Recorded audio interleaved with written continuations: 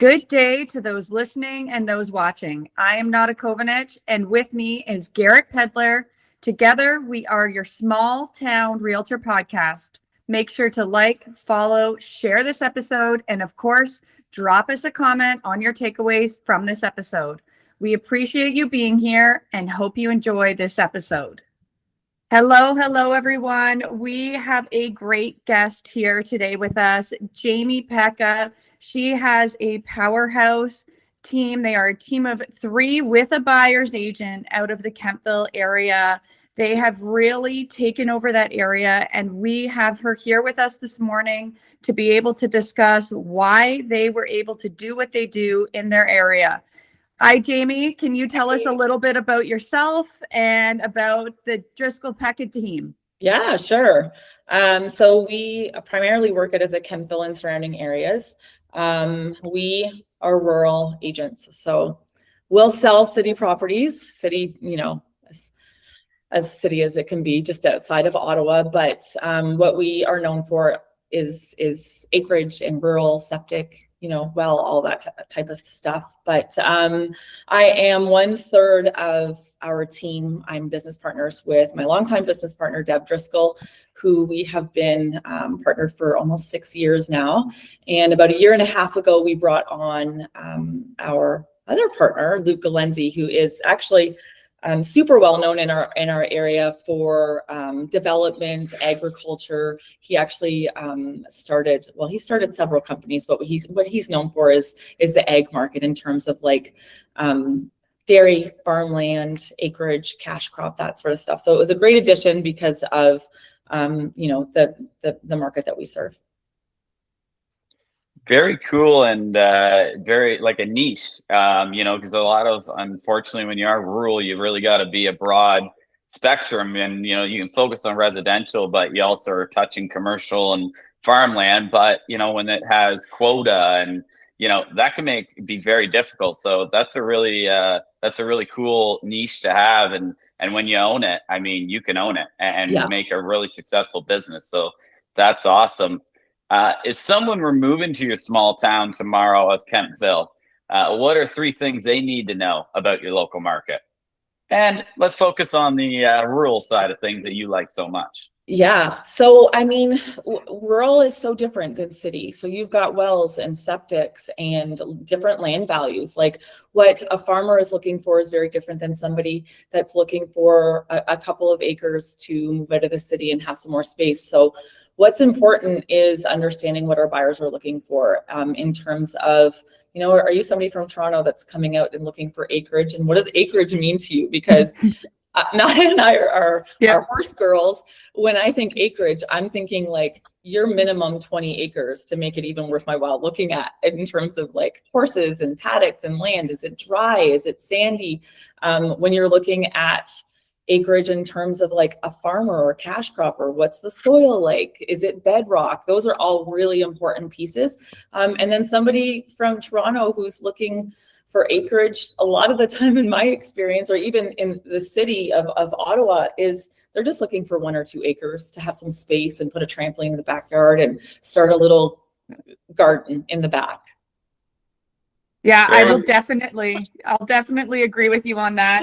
Especially as horse girls, we're always looking for as much acreage as possible. And is it flat? Like, what are we dealing with? But you do see those out-of-town agents coming in, and you're seeing them as out-of-town agents or out-of-town buyers coming in, and they're talking like 2 to 5 acres. And you're like, oh, we're just talking a little piece of land. We're not talking about, a really large piece of land. Jamie, what are some of the trends you see in your local market right now that other small town agents across North America you think should be paying attention to? Now, I actually just met with a builder yesterday because he's actually planning a subdivision. And so rurally, we're seeing a lot of growth in terms of like the city is moving out here. And when you're a small town person, I grew up with Deb in North Gore, and we have one road. We had a little convenience store. And so the people that have lived here for a really long time, the residents are nervous, and we're seeing lots of growth happen. And so when I was talking with the builder yesterday, what I'm seeing, and I think a lot of people need to start catching on, is with all of the uncertainty of affordability and that city market feeling like it's moving into small towns. I think when we're talking to the community about building things, we don't want to just see like, townhouses or skyscrapers to small town people. Okay. And I think building things thoughtfully at a good price point is the most important thing. But even more than that is the conversations about ADUs and having accessory dwellings, in terms of like, if you've got a 1 acre parcel, what does your municipality allow for? There's government grants that are happening right now. So I was actually talking with the developer yesterday about creating more homes, because we need them at an affordable price, but that can support mom and dad helping their kids buy their home and having a home that will fit their needs and not just shoving them into a garage. And then on the flip side is maybe mom and dad are seniors now and need to go to a senior's home, or they don't want to and you want to keep them, but you don't want them at your dinner table every night. So it's what I'm seeing is people are concerned about affordability, but now more than ever need more bang for their buck. And so what I'm really focusing on, and I know Deb and Luke are the same, is just being so knowledgeable about the HST rebate right now as much as we can, and what does accessory dwelling look like, and does the properties in our areas allow for them, and how we can support our clients and be able to provide them information that maybe they wouldn't have even had an idea, and be able to grow thoughtfully as our communities start to get bigger. Well, that's awesome. Really trying to figure out what are the needs and communicating that with the builders and developers. Really trying to be a voice for, hey, what am I hearing for boots on the ground? Because the builder might have one idea of what he thinks is good, and maybe that builder's not from Kemptville or from that small town. So really, explaining, hey, this is where our need is. So in these developments, just to hit on that, what are you seeing or suggesting they build more of? Attached single floor townhomes, or like single freehold, 2 stories, 1 story? What are you suggesting? A little bit of everything, honestly. So like what we're experiencing in like the core of Kemptville, and a little bit of a pain point as well, is we're getting townhouses, and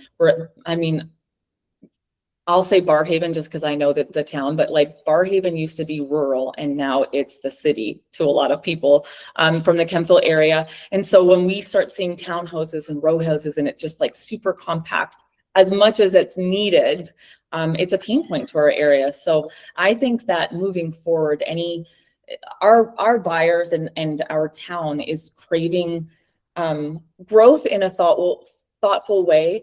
And I think that having properties big enough to support ADUs, whether it's 2-story houses for the young family that needs the space, and then an addition somewhere, or a spot a little bit behind the house that still feels like mom and dad could live there. Or maybe you're in your 40s and like me, who's got a 17-year-old who I need to start thinking is going to be needing their own space in the next couple of years, and building something for our teenage kids moving into their 20s who maybe aren't in a place to be able to afford something without us having to go and buy something for them. So I think that there's not an answer that's like a one size fits all. It's going to be, people that are downsizing that need bungalows or slab on grade homes, and how do you build those so that you still have storage and then possibly an ADU. And so I think coming up with a bunch of different options, and I think there's lots of builders that are doing it in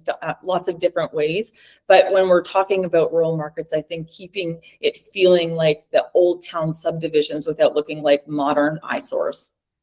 Right. Not all just being cookie cutter, all looking the same. Exactly. Yeah. I want to bring up AI with you. And it ties into this question. So if you could bring it up here, is being a top producing agent, it's obvious you've used AI to help with that producing. So what makes you such a successful agent in your city, and where are you using AI to help you in those matters?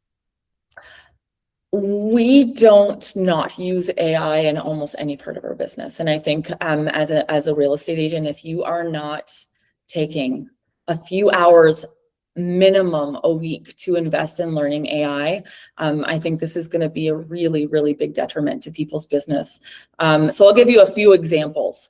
I really started digging into AI about a little under a year ago. And then before Christmas, I feel like I had like a 5-year midlife crisis in real estate where I was like, I just felt like things were changing so quickly. And I don't know about you guys, but we had explosive growth and are very fortunate to be able to have I would say 95%, maybe 90% of our business be repeat and referral. And so I think that says a lot about us as agents, but that's not going to get most agents through, and that's not most agents' story. And so if you're not figuring out how to level up your business in different ways to serve your client and your customer better. So what that could look like is one of the very first things is I had a really, really challenging seller who I could not have a conversation without it getting confrontational about price. And it was sitting on the market, and the last 2 years have been a challenge, the last year specifically. And so I was really coming up, and I just felt like I was hitting a wall with having that conversation that didn't feel like it was a personal attack on them. And so what I did was I screenshot all of my conversations with them, texts and emails, and I put it into AI. And I just, if here's a tip, guys, if you do not have Whisper Flow, go and download that, right, and pay for it. It is on my computer. I press function and I just talk. AI is my best friend. So I just said, listen, I've got a seller that is really challenging. They take everything that I say personally, and I need to take the emotions out of it. Their house is overpriced. This is the amount of days. And I chucked the old MLS listing into it. I chucked 2 CMAs that I've done in the last 4 months for it. And I just, for lack of a better word, I just puked to AI, and I just expressed all of my frustrations. And I said, help me come up with a very detailed email in order to be able to speak eloquently and have this conversation so that they hear what I'm saying without getting emotional. And what it like blew, I couldn't believe it. The next day we did a $75,000 price drop. Isn't that incredible? That was the light bulb moment for me. So, and that was AI 9 months ago. What AI can do now, I'll give you a little kind of behind the scenes of what we use it for. So our website is a website that we purchased from, I believe it's Agent Fire. And for the last 9 months, we have been making sure that we've got a bot set up that is AI, that knows our business, knows how we speak, knows who our avatar is. It really speaks to the customer base that we serve. But it makes sure that when you go on to ChatGPT or Claude or Gemini or whatever AI or an LLM you use, that if you say, who's the best agent in my town, it's going to know that we are the #1 team. And if you guys want to look even forward, in a year from now, you're going to be able to be on whatever LLM you're using, large language model, and say, hey, I'm really hungry. I've got a couple of people that are hanging out here. One's a vegetarian, one's a vegan, one only will eat meat on their pizza. What's the closest place to order, and order what I need and have it delivered to my address? That is where AI is going. Or here's a picture of what's in my fridge. Can you tell me what I need to use first and what I'm going to make for dinner tonight? Or better yet, your fridge is going to be one of those fridges that starts looking in your fridge and telling you that here's the grocery order that we need to order, and then it's going to arrive at your door that night. Like, that is where AI is going. And so we really dug deep, and I watch and learn and take part in AI probably 15 to 20 hours a week minimum. It's literally what I do. I start my morning, every morning I wake up an hour before anybody else in my house. I go grab my coffee and I find out what is happening in AI today. So then I have an email that's set up that scrapes the internet for anything in the last 24 hours that's happened in the AI world and how can it work in my business. I can, for example, we've got a brand new listing right now that is a very niche property. It's a $1.4 million listing that's got an apartment and it's separate. It's something that isn't common in our area. And so I gave AI all of the information about this property. And I said, I need you to create the ideal client avatar. Who is the buyer going to be that we need to start marketing to and running ads to? And it created an entire AI avatar. And today I'm going to be setting up sponsored ads on social media to be able to hit the avatar that is going to buy this house from us. I love that. That was super long-winded. I mean, No. I literally could talk for 5 hours about what AI can do in your business as a real estate agent. And I agree with you. I mean, AI has changed how we do things. We do everything with AI now. We talk to it. I use so many different ones. I can't even tell you, but it's life-changing. Garrett would sit I have to tell this story a little bit because I would laugh about this. Garrett would sit at the gym and he would come up with the questions that we were going to do for the podcast and he would write them all down. And I'd be in ChatGPT being like, okay, here's our next podcast. This is what we're going to do. Deliver the questions. And I kept saying to Garrett, I'm like, well, I do it the lazy way. You do it the thinking way. But we would come up with the same questions almost every time when we would be working with it. So I really have a question that I was going to talk about the market, but I think AI, because it's so important to our real estate market right now. Jamie, where do you think for real estate in the next 12 months, where do you think AI will be the most beneficial for agents in how they develop their business, whether it be how they develop their business or how they sell properties? What do you think in the next 12 months, where will it be going? So what I think is a couple of things. I think that you should be, and when you say lazy, I don't think it's lazy. I think it's a really smart use of your time. And so if you don't have the paid version of a couple of different LLMs, I think that's a mistake. Go and stop being a tight ass. Oh, sorry. It's good. A cheapskate, and get the paid versions of these, because I make my AIs fight against each other. I'm like, listen, this is what Claude just said. Tell me, poke some holes into it. Like, tell me where the gap is. What am I missing? What am I not seeing? But I think that your power in real estate, and now more than ever, we're going to see a ton of real estate agents leave the industry.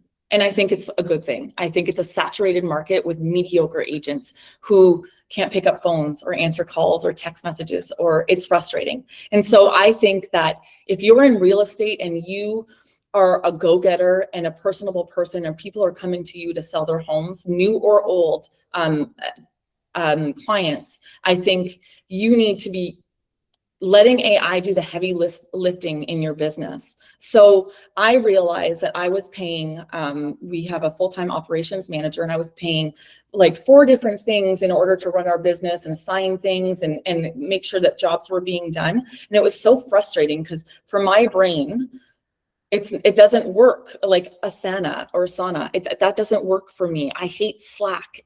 Those things drive me crazy. So I built my own dashboard for my entire company. So everybody has their own dashboard with how it works for their brain. So Alexander, my operations manager, has a dashboard of exactly how things need to look visually to keep our business moving so that our clients don't get forgotten and balls don't get dropped. And that exact dashboard visually in a different way looks very different for me, as well as Deb and as well as Luke. And so the things you can create to support your business in order for you to be better at doing the things that you're good at. I'm not good at paperwork. It's why I have somebody that helps me do my paperwork. I don't want to spend time in Slack. I don't want to have to go, hey, Alex, we have a listing coming up. Here's the information. And then, oh, did you do that? Oh, was this booked? Oh, so now we have an entire system that on that dashboard is an app on my phone.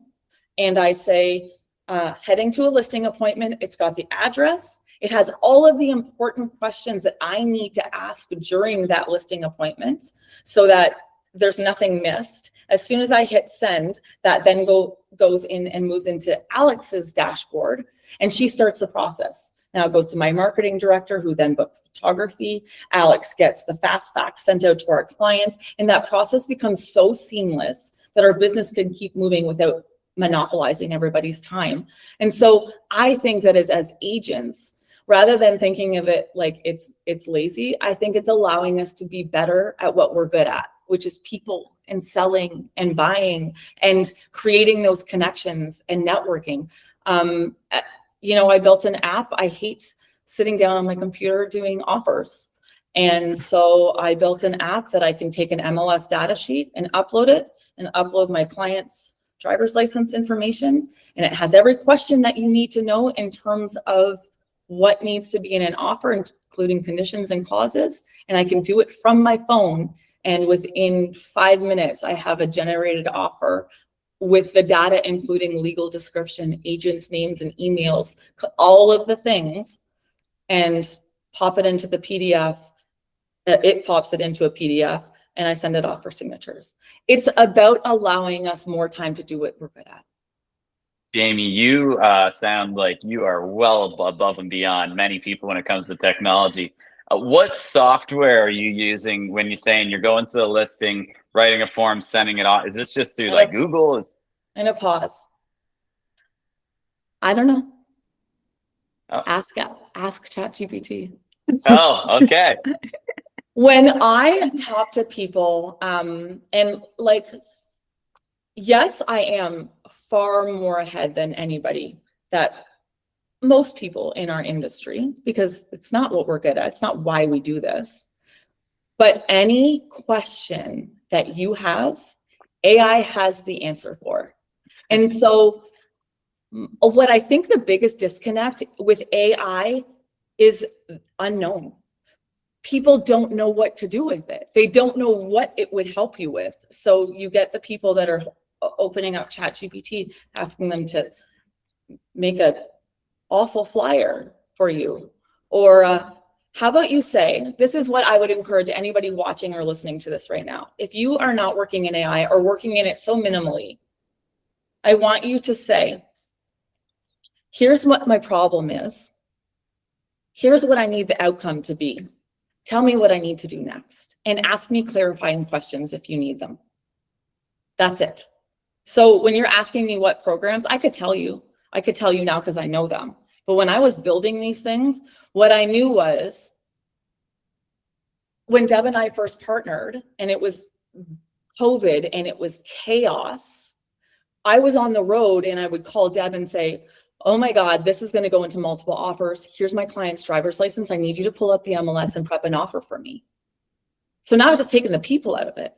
I know that when I'm going on a showing tour, I've got every MLS document saved. And so if any one of those are a hit, I just take that MLS document, and I knew that in order to build what I needed to support my laziness, I just needed to tell AI. I was working in Claude at the time. I love ChatGPT and Codex. Codex is like the coding end of ChatGPT. They are beasts. And I use both of them. And I didn't know what I needed to do. All I knew is that I had a problem and I needed an outcome, and I made it figure it out for me. And what Claude and Codex can do now in terms of building that, I could build that out in an hour. So when you think of AI, think of what's my problem? What do I need the outcome to be? And let it do the rest. Don't suggest things. Don't tell it if you knew, you would do it. So you're not the knowledgeable one. AI is. Think of like, you could go and say to ChatGPT, I have a problem. I'm sick. Here's all of the things. AI has such a huge knowledge base that it knows that somebody, a doctor from Indonesia has probably had a client that is, or a patient that has experienced that. It's got 9 billion people's knowledge in its brain. So like, stop trying to tell it what to do. Let it tell you what to do and what you need to do. I love it because I had a, now if my client's listening, they're not going to be as impressed with me, but I had a client who called me and they wanted, they have a portfolio, 8 properties. They wanted a whole package built out for potential investors. And I have like notes on notes on notes on these properties, and I like to write it down. So I took pictures of all of my notes and what the cap rates were on each property and all the notes I had taken to come up with the price and all of that. And I threw it into chat and I said, okay, create this entire proposal for the client. And it ended up being like a 10-page report on the portfolio. And of course you have to tweak it. Like you have to read it. You have to go through it. Chat isn't perfect when it comes to those things. So you have to do your homework on it. Yeah. And it took me, I'd say 20 minutes to get it exactly how I wanted. But when it was done, like I couldn't have done that in 10 hours. The way it just created the most beautiful report. And to me, it's like you are separating yourself and providing such an incredible value to your, like I actually just went yesterday. I'm going to be on a call about AI with another business and how they can implement it into their business, because that's how passionate I am about AI. I know I nerd out, so just like tell me to zip it if I go too far. But when I talk to Claude or ChatGPT and it creates what I need in terms of like a business proposal or a market evaluation or whatever, it's not that you're still doing the CMA. I always say like 10% is you, 80% is it, the last 10% is you. And so as you start to use your AI and your LLMs more, so Claude and ChatGPT, for example, they get to know you. They need to understand your brand voice. Like I would encourage you, if you're new to using AI and really want to get professional on it, ask it, say, I want to make sure that I used AI to the best of my abilities. This is who I am. This is the business that I run. I need you to ask me as many questions as possible in order to have you get to know me and how I can use your services better. And it will figure out your brand colors. It will figure out who you are, how you talk. Like if somebody ever said some fluffy garbage to me, I'd be like, if that ever puked out and I sent that to a client, they'd be like, who the hell is talking to me? My ChatGPT the other day, when I had like a brilliant idea, because like it's also my therapist, it responded and it was like, fuck yeah.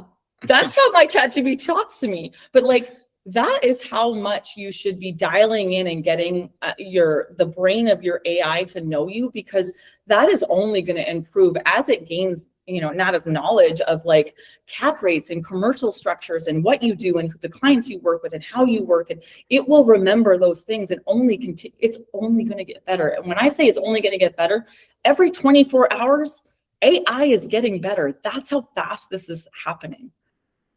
So your 2 systems you're using mostly are Claude and ChatGPT. Is there specific tasks you'll just talk to one, or do you kind of use them interchangeably, or is one better for this and one's better for that? Or so I would say a few months ago, Claude was like the number. It's like, I am so ADD, so visuals for me, like give me an Excel spreadsheet and like my eyes will go just cross-eyed. But if you take the lines away and make it colorful and pretty, you can give me the exact information and like, I get you. So Claude is more detailed, analytical, really like, it's your numbers person. That would be the one that I would use when you're analyzing data. But I will say that Chat and Codex that's the one that you're like, hey, I've got a client that they love this house, but they just can't get past all of the wood and whatever. I take a picture and say, you need to make this look like a modern farmhouse. My client can't get past X, Y, and Z and recreate that photo. Like that's your baby.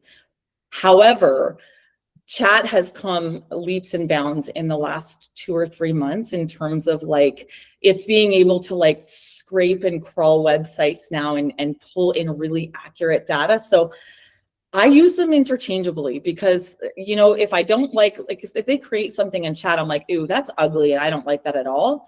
Redo it. It will redo it. And then it'll chuck it into Claude and say, hey, knowing who I am and what kind of business I run, I want you to analyze this. And this is what I need from it. Tell me what, and they just kind of fight each other. Even, okay, so on that then is looking ahead, you're, you know, researching what the heck's going on today in AI. What do you see, what program, or is there another LLM coming up that you think a lot of people might test out? And what are you seeing for different technology and apps that you might be hearing So about? right now, I think Claude and chat are it. Gemini, which if you have a Gmail, like if you're a business or a company that has Gmail and has like G Suite and stuff like the paid, you have access to Gemini Pro, which is really cool. You've got Grok, which is Elon, and Elon is never going to sit on the side. And it's not something that I use all the time, but I'm never opposed to trying out new things. I think you're always going to have like those side ones that pop in and change and whatever. I still think the two front runners are going to be Claude and ChatGPT right now, just because of their coding aspects and how much they're improving daily. But if you've never used, have you ever used Notebook LM? No. Oh, okay. That's a Gemini product. So again, if you've got, it's not expensive. It's a good AI. It's fun. It's creative. It was before chat started getting really good at photos and stuff. It was your go-to for like creating photos because it has like Nana Banana and like VO3, which is good for videos and stuff like that.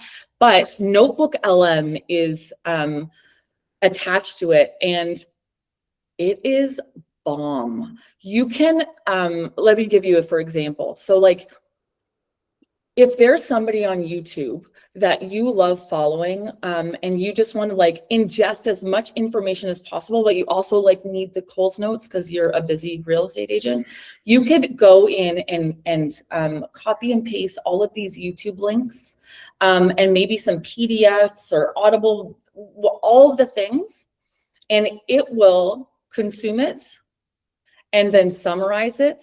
And then you can create a podcast out of it. It will take all of that content that you want to like ingest, but don't have 90 hours to do it. And you can create a podcast that you can throw on your car, and it will literally be like the Coles notes of what you're trying to learn. It will create slide decks for you and infographics. It also has a chat in it. So if you're like, hey, I'm trying to learn how to use ChatGPT, and I found somebody on YouTube that really explains how to use it in real estate really well. And then maybe you've got some PDFs. You now have a chat that only uses the information that you've given it. So it's never going to have those hallucinations like ChatGPT does and any other language model, because it's only using the information that you have chosen to give it.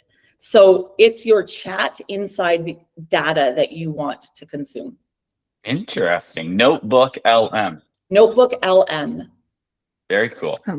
Yeah. I love that. I love that. That is definitely, I've never even heard of that one, but that's something I will likely be using more and more to, instead of doing all of the research here, boom, take this and off you go. And you can learn as much as you can very quickly. Yeah. And the podcasts are like, I mean, you'll recognize some people use it in their own podcasts. There's podcasts that are used with those voices, but it's honestly invaluable. I just feel like it's like the fastest way to consume the most amount of information of something that you're trying to learn.